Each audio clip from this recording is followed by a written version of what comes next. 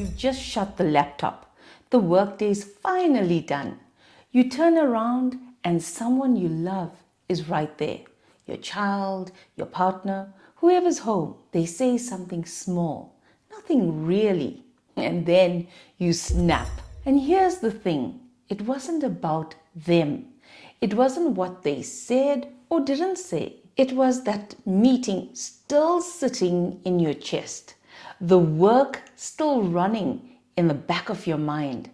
And there was nothing in between, no gap, no buffer between the pressure of the day and the people you came home to. If you felt that, if you've ever been short with someone you love and known deep down it wasn't really them, then this one's for you. Because that moment isn't you being a bad parent or a bad partner or someone who just can't switch off.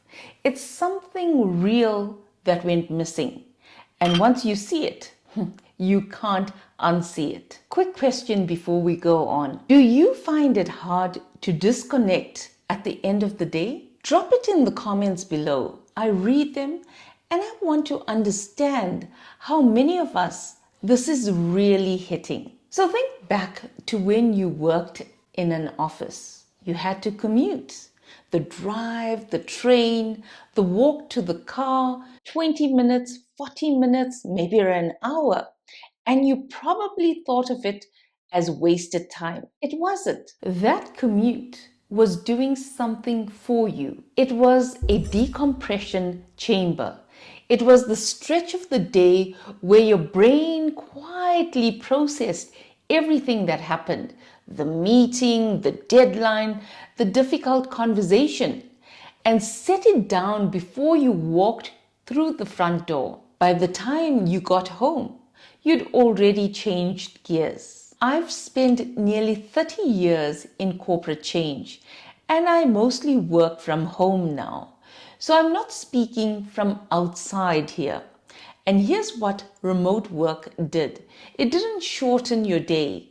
It deleted the ending. You close a tab at the kitchen table. You turn your chair around and voila, you're at home. No drive, no buffer, no gear change. Your brain never got the memo that the day was over. So when I went and looked into this properly, because I wanted to understand why it's so hard, and it turns out the people who study this have a name for it. They call it psychological detachment.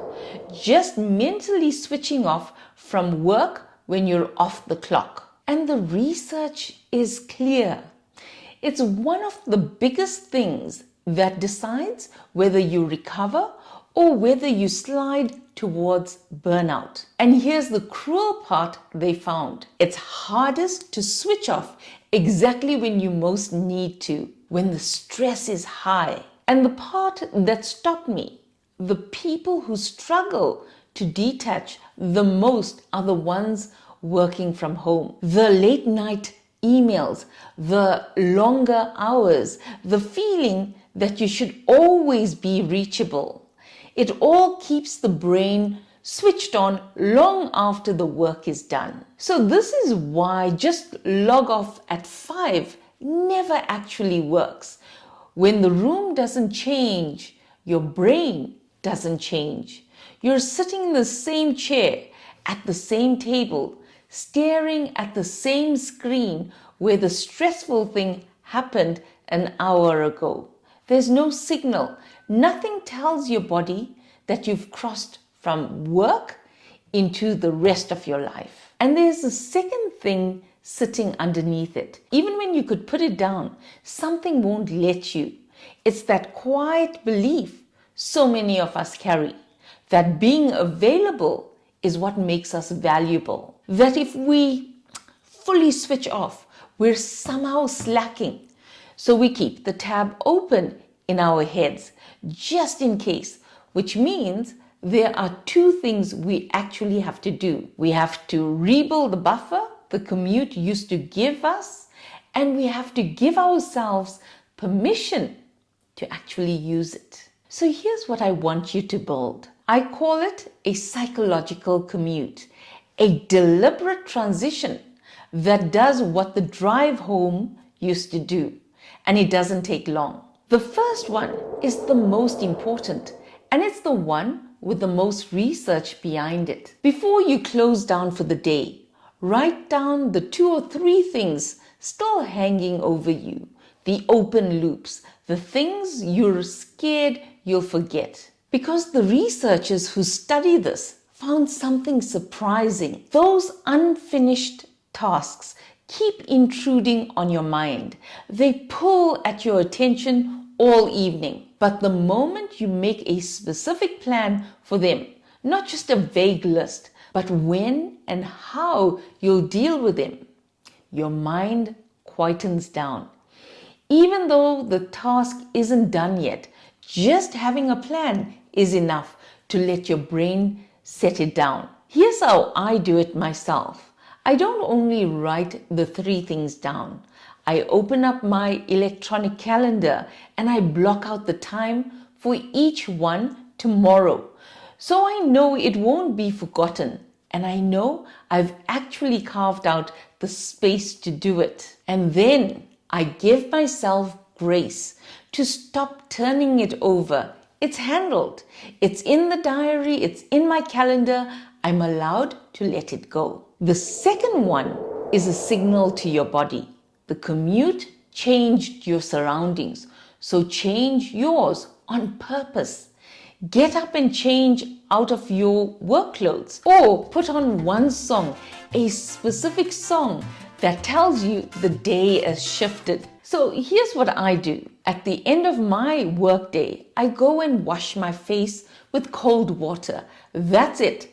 The simple act of washing my face tells me the day is done, and the cold water on my skin reinvigorates me, shifts me into the evening. It's one small, deliberate thing that says to my body, we've crossed over. Well, it sounds tiny, right? But your nervous system listens to these cues. You're telling it clearly, we're not at work anymore. And the third is the simplest. Take the walk. 10 minutes around the block. You're literally rebuilding the commute, the physical stretch where the day gets processed and left outside before you come inside the house. And here's why this matters more than any productivity tip. Because if you don't do this deliberately, the stress doesn't disappear. It doesn't evaporate just because you close the laptop. It leaks onto the people at your dinner table, onto your child, your partner, the ones who got none of the meeting or the workday, but get all of what it left behind. The commute used to protect them from your day. Now that buffer is your job. If this one landed, watch the companion to it on the messages that reach you at night when you're meant to be off. It's linked right here. New videos every Monday and Friday, and I'm live every Wednesday, 8 p.m. South African time for the midweek reboot. Subscribe so they find you. Your home was never meant to be your office. Resting is not slacking. It's the thing that lets you keep showing up, sharp, steady, and actually present for the people who matter. Do this for yourself because, as always, you matter.